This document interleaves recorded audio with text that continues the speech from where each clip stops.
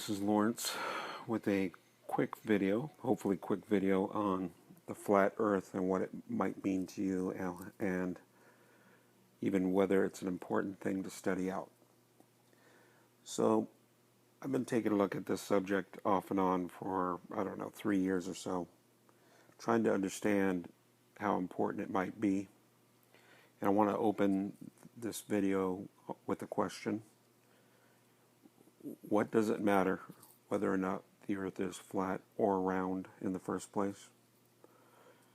What can it possibly mean to us? So, honestly, there might be a good answer to that, I don't know, but to me there's not a sufficient answer. So, the reason for this video is to kind of help you determine whether or not you want to spend a lot of time on the whole flat earth concept. So, I'm going to go ahead and throw out a couple of things that catch my ear as far as it's pretty interesting to hear some of these concepts. So one of the things that's interesting is there is a big wall of ice at the Antarctic Circle, which is kind of odd because it's said to be miles thick at some points. A mile of ice, that is a lot of ice. So that is a very bizarre thing, and there's also kind of hands-off. They treat it like a no zone in a way, so you get close to it and they say, hey, you can't do that, or they say this country has claimed this right to this land. So that's interesting. I haven't been able to confirm that, but it seems pretty valid that that's a point. So that is interesting to me also, the fact that missiles, they do go up and then they go off to the right or the left or whatever. Once they take off, they don't go straight up into the atmosphere, which also is pretty amazing to think about why they would have to do that. It's a good point. What are the other good points? Oh, the way that the air traffic is diverted in a way that you can't go from one continent to another. And the theory is because the flat earth won't allow it. So you can't move from one continent to another because you would go off the map instead of going to the continent. So that's a good point as well. But I think at the same time, for all these good points and these things that you can look up, there's also a lot of counter points that also create problems. So, for instance, I saw a video where this fellow says the reason why the sun appears to be setting is what it's really doing is it's fading off into the distance, and anything that fades off to the distance will eventually become invisible to the naked eye because it gets so small. And to that I would say, when I watch the sunset, it doesn't disappear into a dot. It does dive below the horizon line. I have no idea why they would come up with that concept, but although it's interesting, it doesn't seem to hold water to me.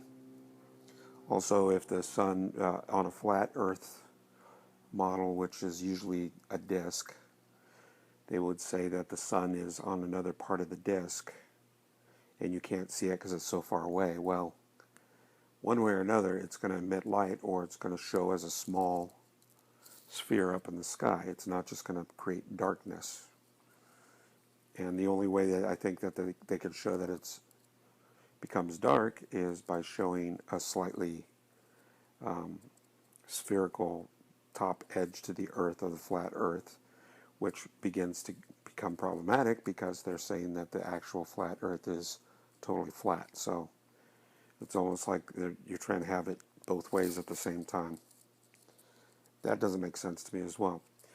I would also say that this could be proven pretty quickly if with the right amount of resources. So for instance, if you believe that the flat Earth is a circle and there's a ring around it made of ice, which is Antarctica, a simple way to prove that there's a ring around the ice instead of a circular slab of ice at the bottom of a globe would be to take off from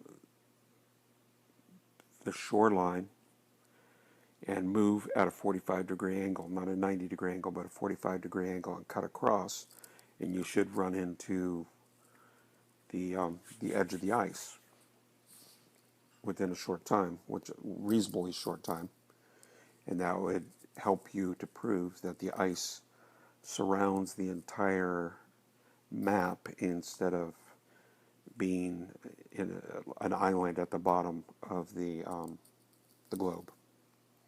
Another way to prove it would be to go to the equator and balance an egg at the equator. If you are with someone that could balance an egg on the equator, that would lead to proof that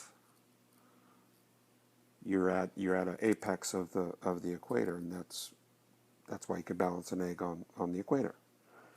It's these little quirky little things that can prove it or disprove it. So I don't know. To me, again, my biggest question would be, how does it affect us if it's a globe or flat Earth?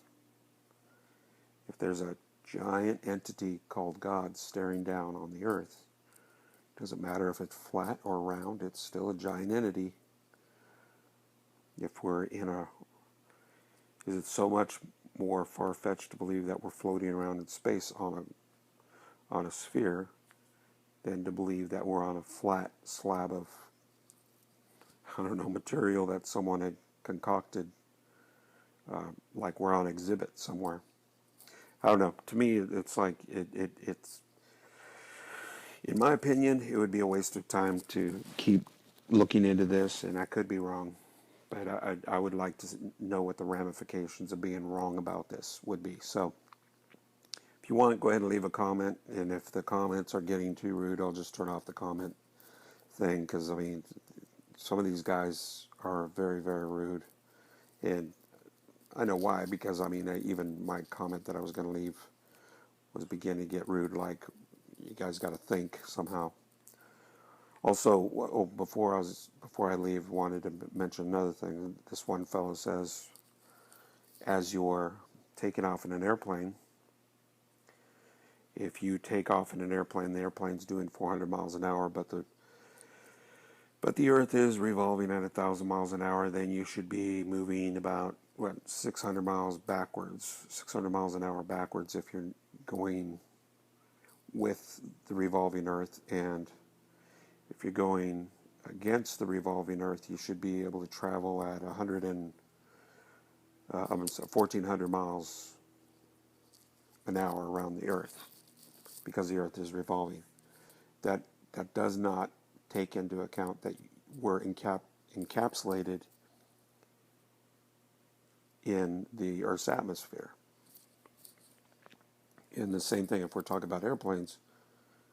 If you're inside an airplane and you jump up in the air in the airplane, you will come down in almost the identical place that you jumped up in, even though the plane is moving 400 miles an hour.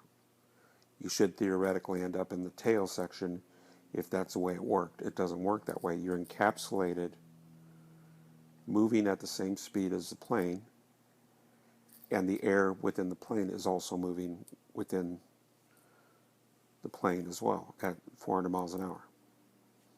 It's inertia, right? Anyway, hope that explains some things. If you're looking into the flat Earth thing, I wouldn't get too tied up in it unless you could think of a real good reason why it'd be important. Anyway, this is Lawrence. Talk to you later. Bye.